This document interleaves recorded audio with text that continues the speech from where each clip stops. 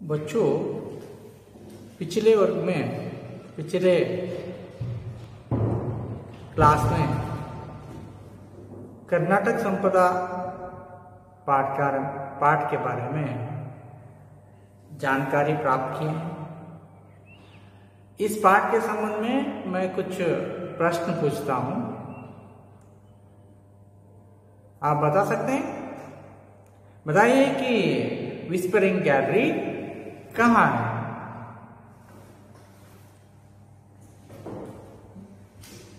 Whispering gallery ಎಲ್ಲಿದೆ? हाँ बच्चों, विस्परिंग गैलरी विजयपुर में है। यह वास्तुकला में विश्वविख्यात है, प्रसिद्ध भी है। और आप लोग पिछली कक्षा में कर्नाटक संपदा पाठ के आशय के बारे में भी आप जानकारी प्राप्त किए हैं। आप बता सकते हैं कि पश्चिम घाट किसे कहते हैं?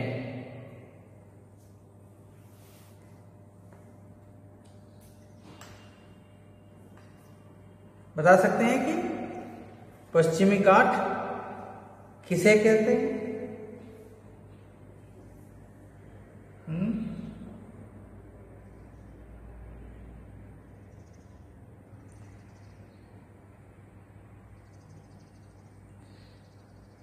कर्नाटक की प्राकृतिक सुषमा नयन है। पश्चिम में विशाल अरबी समुद्र लहराता है। इसी प्रांत में दक्षिण में उत्तर की चोर तक एक फैली लंबी पर्वतमालाओं को पश्चिम घाट कहते हैं। एक बार फिर बताता हूं कि कर्नाटक की प्राकृतिक सुषमा नयन मनोहर है। पश्चिम में विशाल अरबी समुद्र लहराता है। इसी प्रांत में दक्षिण से उत्तर के चोर तक फैली लंबी पर्वतमालाओं को पश्चिम घाट कहते हैं। बच्चों, अभी तक आपने कर्नाटक संपदा के बारे में, इसके वैभव, अतीत वैभव, वर्तमान प्रौद्योगिकी विकास, प्रकृति संपदा, यह सब जानकारी प्राप्त किए हैं। मैं अभी पिछले कक्षा में कुछ पाठ किया था प्राकृतिक कर्नाटक संपदा के। इसके आगे की पाठ में अभी लेता हूं। ಇದರ ಮುಂದಿನ ಅಭ್ಯಾಸವನ್ನು ನಾವು ಇವಾಗ ಮಾಡೋಣ। कर्नाटक में ಕನ್ನಡ ಭಾಷಾ बोली जाती है। ನಿಮಗೆಲ್ಲರಿಗೂ ಗೊತ್ತಿದೆ, ಅನುವಾದಕ್ಕೂ ಕೂಡ ಇದನ್ನು ಕೇಳಬಹುದು। ಕರ್ನಾಟಕದಲ್ಲಿ ಕನ್ನಡ ಭಾಷೆಯನ್ನ ಮಾತನಾಡುತ್ತಾರೆ। ಅದೇ ತರ ನಿಮಗೆಲ್ಲ ನಮ್ಮ ಕರ್ನಾಟಕದ ಸುತ್ತಮುತ್ತಲಿರುವಂಥ ಎಲ್ಲ ರಾಜ್ಯಗಳಲ್ಲೂ ವಿಭಿನ್ನವಾಗಿರುವಂಥ ಭಾಷೆಯನ್ನು ನಾವು ಮಾತಾಡ್ತೀವಿ, ಓಕೆನಾ? ತಮಿಳುನಾಡಲ್ಲಿ ತಮಿಳು ಭಾಷೆಯನ್ನು ಮಾತಾಡ್ತಾರೆ, ಆಂಧ್ರ ಪ್ರದೇಶದಲ್ಲಿ ತೆಲುಗು ಭಾಷೆಯನ್ನು ಮಾತಾಡ್ತಾರೆ, ಕೇರಳದಲ್ಲಿ ಮಲಯಾಳಿ ಭಾಷೆಯನ್ನು ಮಾತನಾಡ್ತಾರೆ, ಮಹಾರಾಷ್ಟ್ರದಲ್ಲಿ ಮರಾಠಿ ಭಾಷೆಯನ್ನು ಹೆಚ್ಚಾಗಿ ಮಾತನಾಡೋದನ್ನು ಕಾಣ್ತೀವಿ। ನಮ್ಮ ಕರ್ನಾಟಕದಲ್ಲಿ ಎಷ್ಟು ರಾಜ್ಯಗಳಿದಾವೋ ಅಷ್ಟೆಲ್ಲ ರಾಜ್ಯಗಳಲ್ಲಿ ಭಿನ್ನ ಭಿನ್ನವಾಗಿರುವಂಥ ಭಾಷೆಯನ್ನ ಮಾತಾಡ್ತಾರೆ। ಹಾಗೆಯೇ कर्नाटक में कन्नड़ भाषा बोली जाती है और इसकी राजधानी बेंगलुरु है। ಇದರ राजधानी बेंगलुरु आಗಿದೆ। बच्चों, यहाँ सब अनुवाद में भी कई बार पूछा है वार्षिक परीक्षा में। कर्नाटक में कन्नड़ भाषा बोली जाती है। ಕರ್ನಾಟಕದಲ್ಲಿ ಕನ್ನಡ ಭಾಷೆಯನ್ನು ಮಾತನಾಡುತ್ತಾರೆ और इसकी राजधानी बेंगलुरु है ಮತ್ತು ಇದರ राजधानी बेंगलुरु आಗಿದೆ। यहाँ देश विदेश के लोग आकर बस गए हैं। कर्नाटक के जनता, कर्नाटक राज्य, कन्नड़ भाषा बोले जाने वाले लोग इस प्रांत में आप देख सकते हैं कि विभिन्न प्रांत के लोग यहाँ आकर बस गए। देश विदेश के लोग यहाँ आकर बस गए। ದೇಶ ವಿದೇಶದ ಜನರು ಕೂಡ ನಮ್ಮ ಕರ್ನಾಟಕ ರಾಜ್ಯಕ್ಕೆ ಬಂದು ನೆಲೆಸ್ತಾರೆ. ಅಷ್ಟು ಒಳ್ಳೆಯ ಜನ, ಒಳ್ಳೆಯ ಪ್ರದೇಶ ಎಲ್ಲ ನಮ್ಮಲ್ಲಿ ಇದೆ. ಎಲ್ಲರೂ ಕೂಡ ವಿಭಿನ್ನ ಜಾತಿ, ವಿಭಿನ್ನ ಭಾಷೆ ಮಾತನಾಡೋರಿದ್ರೂ ಕೂಡ ಎಲ್ಲರೂ ಪ್ರೀತಿಯಿಂದ ಬಾಳುವಂಥ ರಾಜ್ಯ ನಮ್ಮ ಭಾರತ ದೇಶದ ಕರ್ನಾಟಕ ರಾಜ್ಯವಾಗಿದೆ. ಇಲ್ಲಿ ಎಷ್ಟೋ ಭಾಷೆ ಮಾತನಾಡೋರು ಬಂದಿರ್ತಾರೆ. ತಮಿಳಿಗರು ಇದ್ದಾರೆ, ಮರಾಠಿಗರು ಇದ್ದಾರೆ, ತೆಲುಗು ಮಾತಾಡೋರು ಇದ್ದಾರೆ, ಮಲಯಾಳಿ ಮಾತಾಡೋರು ಇದ್ದಾರೆ. आप कभी बेंगलुरु में जाते हैं तो आप देखिए वहां अलोक बोड़ी कन्नड़ भाषा बोलने वाले से ज्यादा विभिन्न प्रांत के लोग वहां आकर बसते हैं. इतनी अच्छी जगह हमारा कर्नाटक राज्य है. यहाँ सभी पर्यावरण के दृष्टिकोण से भी और अभिवृद्धि के दृष्टिकोण से भी, औद्योगिक दृष्टिकोण से भी, सभी दृष्टिकोण से कर्नाटक राज्य समृद्ध राज्य है. इसी कारण देश विदेश के लोग भी और हमारे आसपास के प्रांत के लोग भी, विभिन्न राज्य के लोग भी, विभिन्न प्रांत के लोग भी यहाँ आकर बस गए हैं. ಬೇರೆ ಬೇರೆ ರಾಜ್ಯದ ಜನರು, ವಿಭಿನ್ನ ಪ್ರಾಂತ್ಯಗಳ ಜನರು ಇಲ್ಲಿ ಬಂದು ನೆಲೆಸಿದ್ದಾರೆ. ಯಾಕಂದ್ರೆ ಇಲ್ಲಿ ಸಮೃದ್ಧವಾಗಿರುವಂತ ರಾಜ್ಯ ನಮ್ಮದು. ಜೊತೆಗೆ ಇಲ್ಲಿನ ಜನ ಎಲ್ಲರ ಜೊತೆಗೂ ಹೊಂದ್ಕೊಳ್ಳಬಾರ್ದಂತ ಗುಣ ಇದೆ. ಭಿನ್ನ ಭಿನ್ನ ಜಾತಿ ಇರಲಿ, ಭಿನ್ನ ಭಿನ್ನ ಭಾಷೆ ಮಾತಾಡೋದಿರಲಿ, ಎಲ್ಲರೂ आपस में हिल मिलकर मिलजुल कर रहते हैं. ಎಲ್ಲರೂ ಕೂಡ್ಕೊಂಡಿರ್ತಾರೆ, आपस में झगड़ा नहीं करते. इसी उद्देश्य के कारण यहाँ बहुत सारे लोग यहाँ आकर बस गए हैं. ಅಂದ್ರೆ ಇಲ್ಲಿ ಬಂದ್ಬಿಟ್ಟು ನೆಲೆಸಿದ್ದಾರೆ. बेंगलुरु शिक्षा का ही नहीं है. आप समझ गए होंगे, बेंगलुरु शिक्षा के लिए बहुत प्रसिद्ध स्थान है. नहीं नहीं, ऐसे नहीं. शिक्षा का ही नहीं और बल्कि बड़े बड़े उद्योग धंधों का भी केंद्र है. ಇಲ್ಲಿ ಎಷ್ಟು ಚೆನ್ನಾಗಿ ಉದ್ಯೋಗ ಎಲ್ಲರಿಗೂ ಸಿಗುವಂತ ಸ್ಥಳ ಆಗಿದೆಯೋ ಅಷ್ಟೇ ಇಲ್ಲಿ ಅಲ್ಲದೆ ಬಡೆ ಬಡೆ ಉದ್ಯೋಗ ಧಂಧೋ का भी केंद्र है. ಬಹಳಷ್ಟು ಬಡ ಬಡ ಅಂದ್ರೆ ದೊಡ್ಡದು. ಬಡ ಅಪೋಸಿಟ್ ವಿಲೋಮ ಶಬ್ದ छोटा, बड़ा, छोटा, छोटा,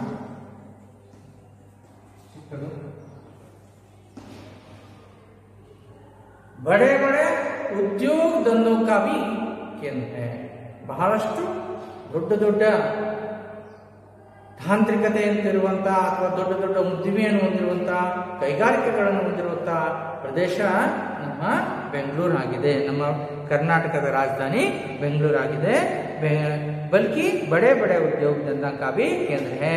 यहाँ प्रसिद्ध भारतीय विज्ञान संस्थान है, इंडियन साइंस इंस्टीट्यूशन IS है, यही है बेंगलुरु में भी, बेंगलुरु में ही है. और HAL HMT IT है, BHEL और BEL जैसी ಬೃಹತ್ ಸಂಸ್ಥಾನೆ हैं. ಬಹಳ ದೊಡ್ಡ ದೊಡ್ಡ ಸಂಸ್ಥೆಗಳು ಇಲ್ಲಿವೆ. देखिए संस्था का अन्य वचन संस्था, संस्थे, संस्था का अन्य वचन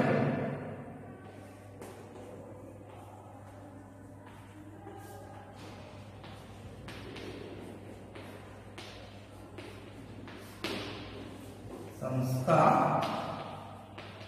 संस्थाएं. यहाँ बड़े बड़े संस्थाएं हैं. HAL, BEL, BHEL, IT है, HMT, HAL जैसे बड़े बड़े संस्थाएं हैं।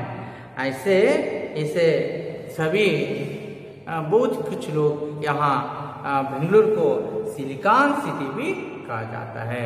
ಇದನ್ನ ಕರ್ನಾಟಕ ರಾಜ್ಯದ ರಾಜಧಾನಿ ಬೆಂಗಳೂರು, ಈ ಬೆಂಗಳೂರು ನಗರವನ್ನ ಸಿಲಿಕಾನ್ सिटी ಅಂತ ಕೂಡ करीतारे। अभी तक मैंने बताया कि यहाँ बहुत बड़े बड़े संस्थान है, विज्ञान संस्थान है, ದೊಡ್ಡ ದೊಡ್ಡ ವಿಜ್ಞಾನ ಸಂಸ್ಥೆಗಳು ಇದ್ದಾವೆ। ಯಾವ್ದು ನೋಡಿದ್ರಿ? ನೋಡ್ಕೊಳ್ಳಿ, HAL, HFT, IT है, BHEL, BEL जैसे बृहत संस्थाएं हैं। बच्चों, आप लोगों को जानकारी होना चाहिए कि HAL का विस्तृत रूप क्या है। HAL का विस्तृत रूप लिखिए,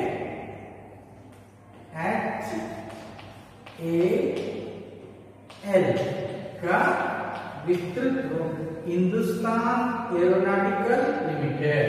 Hindustan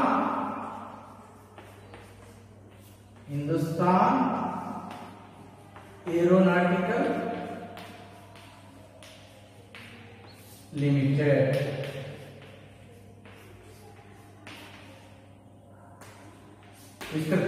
HAL Hindustan aeronautical limited. यहाँ प्रश्न एनुअल परीक्षा में आ सकते हैं। HAL का विस्तृत रूप लिखिए। HAL का विस्तृत रूप है Hindustan aeronautical limited. HMT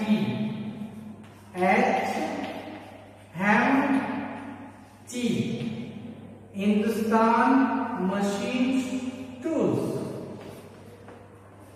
Hindustan machine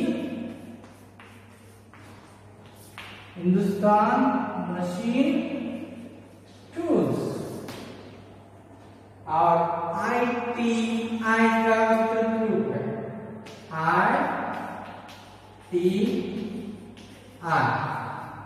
ITI का विस्तृत रूप Indian telephone industries. Indian telephone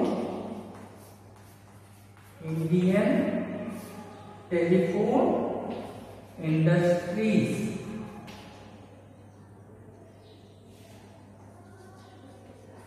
Indian telephone industries. Next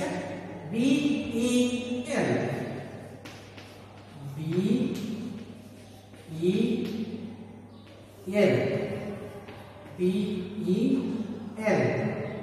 Bharat electronics limited. Bharat electronics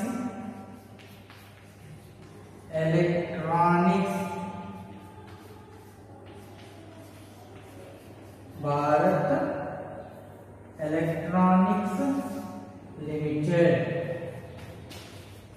Bharat electronics limited. BHEL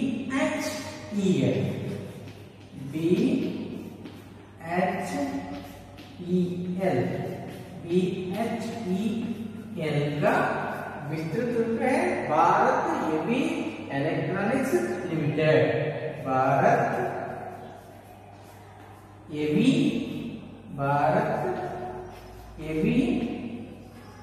electronics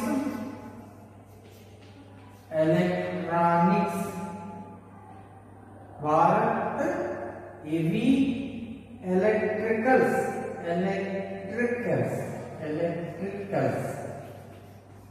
Bharat heavy electricals limited.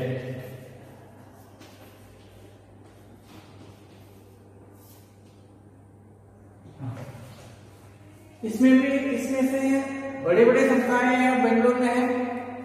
इसमें से किसी भी यहाँ HAL, HFT, IT है, बड़े बड़े जो संस्थाएं हैं, इनमें से किसी को यहाँ लेकर HAL का विस्तृत रूप लिखिए।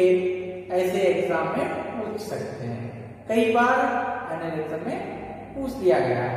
इसलिए आप लोगों को इन सभी संस्थाओं के बारे में जानकारी रखना चाहिए। ಎಲ್ಲ ಸಂಸ್ಥೆಗಳ ಬಗ್ಗೆ ಅದರ ವಿಸ್ತೃತವಾಗಿ ಬರೆಯೋದನ್ನು ಕೂಡ ನೀವು ಕಲ್ತ್ಕೋಬೇಕು। एक बार फिर देखेंगे, देखिए HAL Hindustan aeronautical limited, Hindustan aeronautical limited. HMT Hindustan machine tools. ITI Indian telephone industries. और BEL Bharat electronics limited. Last one BHEL Bharat heavy electricals limited.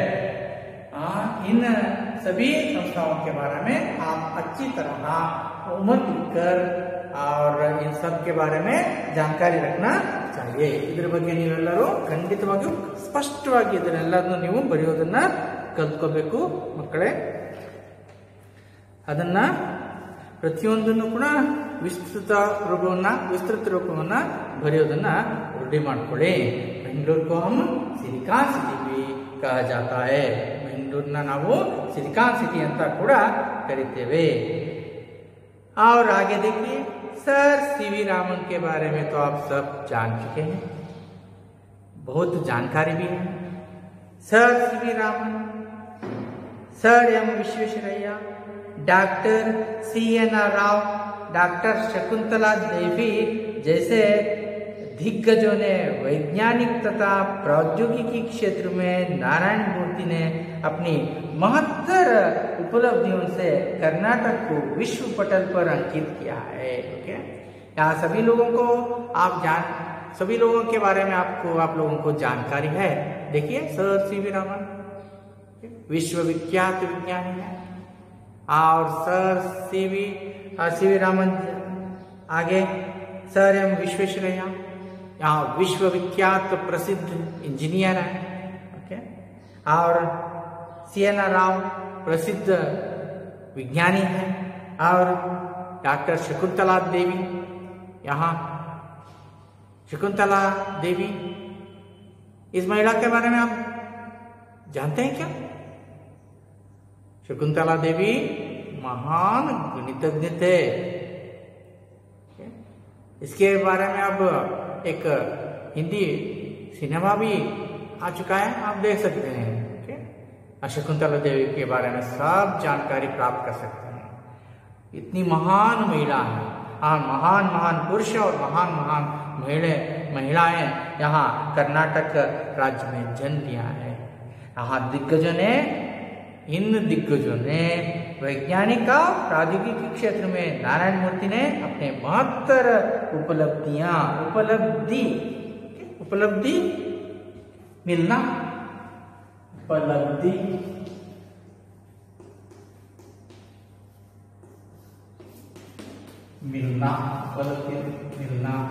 ಶಬ್ದ ಮಿಲ್ನ ಸಿಗುವುದು। ಇವರೆಲ್ಲ ನಮಗೆ ಮಹಾನ್ ವ್ಯಕ್ತಿಗಳು ನಮ್ಮ ಕರ್ನಾಟಕ ರಾಜ್ಯಕ್ಕೆ ದೊರಕಿದ್ದಾರೆ। ವಿಶ್ವವಿಖ್ಯಾತ ಪಟಲ್ ಪರ್, ವಿಶ್ವವಿಖ್ಯಾತಿಯ ಪರದೆಯ ಮೇಲೆ ನಮ್ಮ ಕರ್ನಾಟಕ ರಾಜ್ಯವನ್ನು ವಿಶ್ವವಿಖ್ಯಾತಿಯನ್ನು ಗೊಳಿಸೋದ್ರಲ್ಲಿ ಈ ಎಲ್ಲ ಮಹಾನ್ ದಿಗ್ಗಜರ ಪಾತ್ರ ಮುಖ್ಯವಾಗಿದೆ। ಅಂತಹ ಮಹಾನ್ ಪುರುಷರು, ಮಹಾನ್ ಮಹಿಳೆಯರು ಕರ್ನಾಟಕ ರಾಜ್ಯದಲ್ಲಿ ಜನ್ಮ ಎತ್ತಿದ್ದಾರೆ। ಅವರು ನಮ್ಮ ವಿಜ್ಞಾನ ಕ್ಷೇತ್ರ ಇರ್ಬೋದು, ಉದ್ಯೋಗ ದಂಧೆ ಇರ್ಬೋದು, ಯಾವುದೇ ಉದ್ಯೋಗದ ವಿಷಯದಲ್ಲಾಗಿರಲಿ, ಎಲ್ಲದರಲ್ಲೂ ಕೂಡ ಇವರು ನಮ್ಮ ಕರ್ನಾಟಕ ರಾಜ್ಯ ವಿಶ್ವದ ಪರದೆ ಮೇಲೆ ಅಂಕಿತನ ಮಾಡೋಕ್ಕೆ ಪ್ರಮುಖವಾಗಿರುವಂಥ ಪಾತ್ರವನ್ನು ವಹಿಸಿದ್ದಾರೆ। ವಿಶ್ವ ಪಟಲ್ ಪರ್ अंकित किया है। सन 2013 में डॉक्टर CNR राव को सर्वोच्च पुरस्कार भारत रत्न प्राप्त हुआ है। ಇದು ನಮ್ಮೆಲ್ಲರಿಗೂ ಹೆಮ್ಮೆಯ ವಿಷಯ। ಇದು ನಮ್ಮ ಕರ್ನಾಟಕ ರಾಜ್ಯದ CNR ರಾವ್ ಅವರಿಗೆ ನಮ್ಮ ಭಾರತ ಸರ್ಕಾರ ಇವರಿಗೆ ಭಾರತ ರತ್ನ ಪ್ರಶಸ್ತಿಯನ್ನು ಕೊಟ್ಬಿಟ್ಟು ಗೌರವವನ್ನು ಕೊಟ್ಟಿದೆ। और आगे देखिए, यहाँ सोना, तांबा, तांबा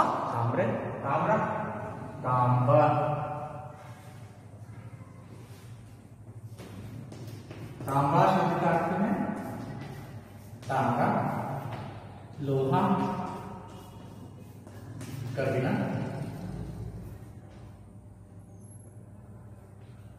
ಕನ್ನಡ ಲೋಹ ಅಂತ ಕರೀತಾರೆ. ತಾಮ್ರ, ಸೋನ, ಬಂಗಾರ, ಚಿನ್ನ,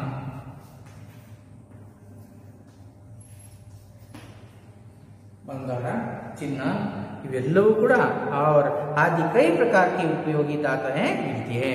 ನಮ್ಮ ಕರ್ನಾಟಕ ರಾಜ್ಯದಲ್ಲಿ ಅನೇಕ ಲೋಹಗಳು, ತಾಮ್ರ, ಕಬ್ಬಿಣ, ಬಂಗಾರ, ಅನೇಕ ಖನಿಜ ಪದಾರ್ಥಗಳು ನಮಗೆ ಸಿಗುತ್ತೆ। धातु है, देखिए एकवचन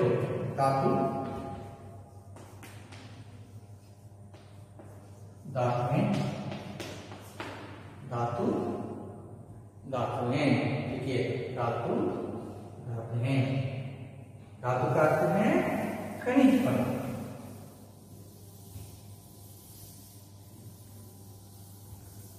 धातु का अर्थ है खनिज पदार्थ। धातु खनिज पदार्थ, खनिज पदार्थ, ಖನಿಜ ವಸ್ತು। ಅನೇಕ ಖನಿಜ ವಸ್ತುಗಳು ನಮಗೆ ನಮ್ಮ ರಾಜ್ಯದಲ್ಲಿ, ಕರ್ನಾಟಕ ರಾಜ್ಯದಲ್ಲಿ ಸಿಗುತ್ತವೆ। भद्रावती में कागज, लोहे और इस्पात से बड़ी कारखाने है। ನಮ್ಮ ಕರ್ನಾಟಕ ರಾಜ್ಯದ ಭದ್ರಾವತಿಯಲ್ಲಿ ಕಬ್ಬಿಣದ ಕಾರ್ಖಾನೆ ಇದೆ ಮತ್ತು ಉಕ್ಕಿನ ಕಾರ್ಖಾನೆಯನ್ನು ಕೂಡ ನಾವು ನೋಡಬಹುದು। इस्पात का अर्थ है उक्कु ಅಂತ ಬರ್ತದೆ। इसके अलावा कर्नाटक में चीनी, सीमेंट, रेशम और कागज उत्पादन के अनेक कारखाने हैं। ಇದಲ್ಲದೆ ನಮ್ಮ ಕರ್ನಾಟಕದಲ್ಲಿ ಚೀನಿ, ಸಕ್ಕರೆ,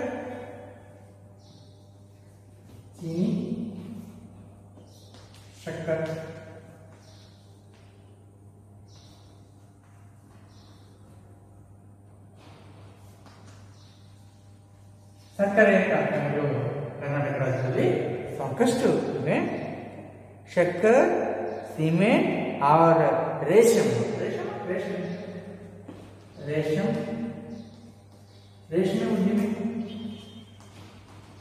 ರೇಷ್ಮೆ ಉಳುವಿನಿಂದ ರೇಷ್ಮೆ ಬಟ್ಟೆಯನ್ನು ತಯಾರಿಸುವಂತ ಉದ್ಯೋಗ ಕೂಡ ನಾವು ಉದ್ಯೋಗಗಳನ್ನು ಕೂಡ ನೋಡಬಹುದು। कागज उत्पादन के अनेक कारखाने हैं कि कर्नाटक में चीनी, सीमेंट, रेशम और ಕಾಗದದ ಉತ್ಪಾದನೆ, ಸಿಮೆಂಟ್ನ ಉತ್ಪಾದನೆ, ಸಕ್ಕರೆ ಉತ್ಪಾದನೆ, ರೇಷ್ಮೆ ಉದ್ದಿಮೆಯನ್ನ ಕೂಡ ನಾವು ಅನೇಕ कारखानेಗಳನ್ನ ಕೂಡ ನಾವು ಇಲ್ಲಿ ನೋಡಬಹುದು। कारखाने है यहाँ सभी कर्नाटक राज्य में मिलते हैं। कर्नाटक में चंदन के पेड़ विपुल मात्रा में है।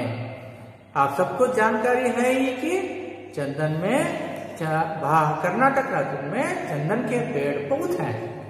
विपुल का अर्थ है बहुत,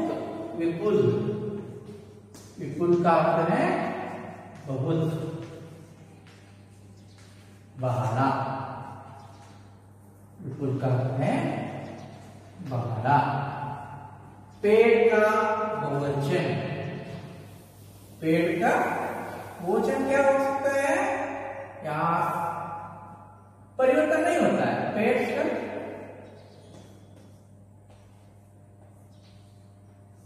नहीं परिवर्तन होता है। पेड़ शब्द को पेड़ी ना चाहिए, कुछ शब्द हिंदी में परिवर्तन नहीं हो सकता है। एक वचन और बहुवचन में दोनों ऐसे ही रहता है। पेड़ शब्द को हम पेड़ी लिखते हैं। घर परिवर्तन नहीं होता है। घर को भी हम घड़ी लिख सकते हैं। कर्नाटक में चंदन के पेड़ विपुल मात्रा में,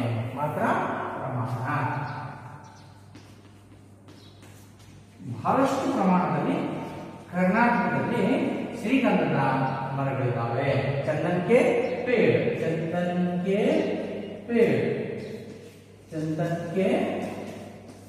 ಶ್ರೀಗಂಧದ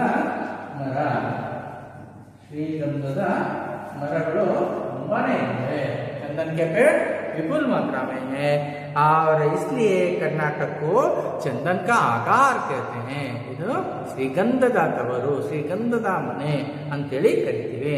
यहाँ चंदन का तेल, साबुन तथा कलाकृतियां बनाई जाती है। ಇಲ್ಲಿ ಕರ್ನಾಟಕ ರಾಜ್ಯದಲ್ಲಿ ನೀವು ಕಂಡು ಬರಬಹುದು ಏನಪ್ಪಾ ಅಂದ್ರೆ ಇಲ್ಲಿ ಶ್ರೀಗಂಧದ ಮರದಿಂದ ಇದರಿಂದ ಎಣ್ಣೆ ತೆಗಿತಾರೆ, ಸಾಬೂನ್ನ ಉತ್ಪಾದನೆ ಮಾಡ್ತಾರೆ ಶ್ರೀಗಂಧದ ಮರದಿಂದ, ಮತ್ತು ಸುಂದರವಾಗಿರುವಂತಹ ಕಲಾಕೃತಿಗಳನ್ನು ಕೂಡ ಇಲ್ಲಿ ಉತ್ಪಾದನೆ ಮಾಡ್ತಾರೆ। ಶ್ರೀಗಂಧದ ಕಟ್ಟಿಗೆಯಿಂದ ಎಣ್ಣೆ ತೆಗಿತಾರೆ, ತೇಲ್ ಅಂತ ನೋಡಿ, ಚಂದನ್ ಕಾ ತೇಲ್ ಅಂದ್ರೆ ಎಣ್ಣೆ, ಶ್ರೀಗಂಧದ ಎಣ್ಣೆ, ಶ್ರೀಗಂಧದ ಸಾಬೂನು ಮತ್ತು ಸುಂದರವಾಗಿರುವಂತಹ ಕಲಾಕೃತಿಗಳನ್ನ ಇಲ್ಲಿ ಕೆತ್ತನೆ ಮಾಡ್ತಾರೆ। और आगे देखिए बच्चों, कर्नाटक में बहुत सारे नदियां हैं। कर्नाटक में कावेरी, कृष्णा, ತುಂಗಭದ್ರಾ आदि अनेक नदियां बहती हैं। ಪ್ರಮುಖವಾಗಿ ಕರ್ನಾಟಕದಲ್ಲಿ ಹಲವಾರು ನದಿಗಳು, ಮುಖ್ಯವಾಗಿರುವಂತಹ ಹಲವಾರು ನದಿಗಳು ಇಲ್ಲಿ ಹರಿಯುತ್ತವೆ। ಅದರಲ್ಲಿ ಮುಖ್ಯವಾಗಿ ಕಾವೇರಿ, ಕೃಷ್ಣ, ತುಂಗಭದ್ರಾ, ಶರಾವತಿ, बहुत सारे नदियां यहाँ बहती है। इसमें से प्रमुख है कृष्णा, तुंगभद्रा और कावेरी। और नदी का बहुवचन क्या हो सकता है? नदी का बहुवचन नदियां, नदियां। रुसस्वर यहाँ होता है और दीर्घ शब्द यहाँ होता है, इसमें यहाँ परिवर्तन होकर रुसस्वर में लिख सकते हैं। नदी का नदियां होता है, नदियां, और बहुत सारे नदियां यहाँ बहती है। इन नदियों पर बांध बनाए गए हैं। ಈ ನದಿಗಳಿಗೆ ನಾವು ಬಹಳಷ್ಟು ಅಣೆಕಟ್ಟುಗಳನ್ನ ನಿರ್ಮಾಣ ಮಾಡಿದ್ದೀವಿ। ಬಾಂಧ का अर्थ है ಅಣೆಕಟ್ಟು। ಈ ಅಣೆಕಟ್ಟನ್ನು ಕಟ್ಟಿರೋದ್ರಿಂದ साकष्ट जल संग्रह, बहुत सारे जल को हम संग्रहित कर सकते हैं, इससे विद्युत उत्पादन कर सकते हैं और बहुत सारे कृषि जमीनों को सिंची जा सकती है, पीने का पानी भी मिल सकता है। हाँ, ऐसे बहुत सारे नदियों को कर्नाटक राज्य में बांध बनाए गए हैं। ಅಣೆಕಟ್ಟನ್ನ ಕಟ್ಟಲಾಗಿದೆ। ಇನ್ಸೆ ಹಜಾರೋ ಎಕರೆ ಜಮೀನ್ ಸಿಂಚಿ ಜಾತಿ है। ಇದರಿಂದ ನಾವು ಸಾವಿರಾರು ಸಾವಿರಾರು ಎಕರೆ ಜಮೀನುಗಳಿಗೆ ನೀರನ್ನು ಉಣಿಸಬಹುದು। ಎಕರೆ ಅಂದ್ರೆ ಎಕರೆ, ಹಜಾರೋ ಎಕರೆ ಜಮೀನ್ ಸಿಂಚಿ ಜಾತಿ है। ನಾವು ಸಾವಿರಾರು ಎಕರೆ ಜಮೀನಿಗೆ ನೀರನ್ನ ಉಣಿಸಬಹುದು, ನೀರನ್ನ ಕೊಡಬಹುದು, सिंची जा सकती है।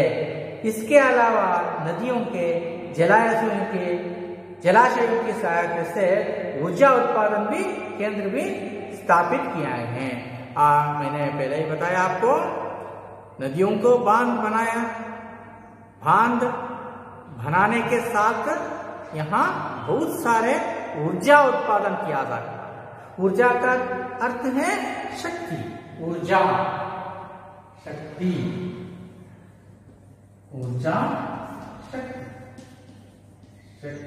मीन्स विद्युತ್।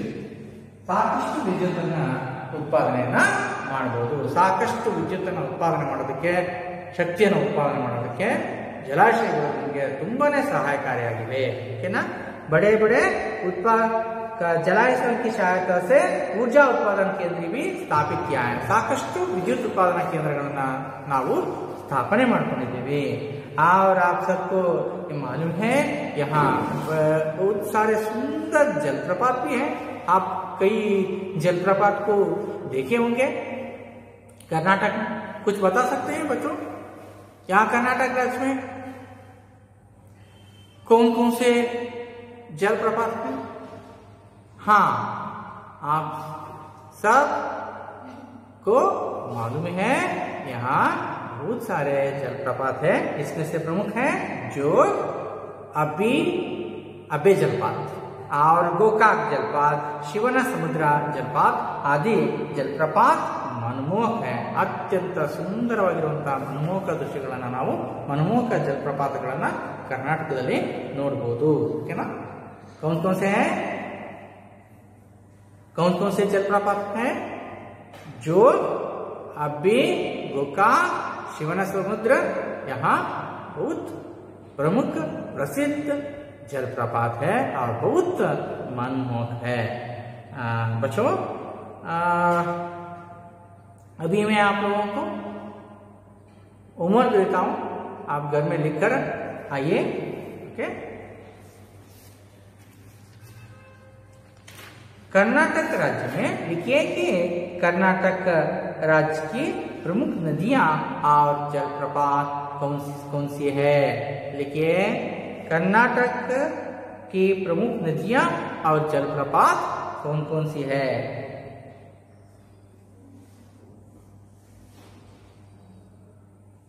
और एक और क्या प्रश्न है, कर्नाटक में कौन कौन से जलप्रपात है. और सिलिकॉन सिटी किसे कहा जाता है.